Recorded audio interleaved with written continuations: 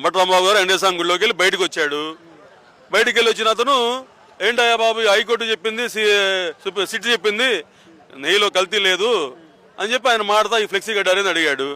అడిగిన దానికి ఆడ రెడీగా 100 మంది కర్రలు పట్టుకొని టీడీపీ నాయకులు, కార్యకర్తలు, లేడీస్ ఏం బూతులు తిడతాం, చెప్పులు చూపిస్తాం.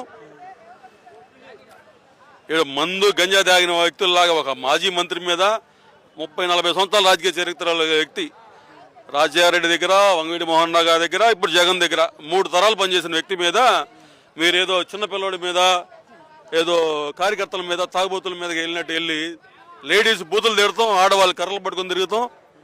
ఇప్పుడు నా మీదకి మీరు 100 మంది వస్తే నేను ఒక మాట అన్నట్లాగా ఒక దెబ్బ కొడతా, మీరు 10 దెబ్బలు కొట్టినప్పుడు ఆ ఓటింగ్లో ఆయన ఒక మాట అన్నాడు.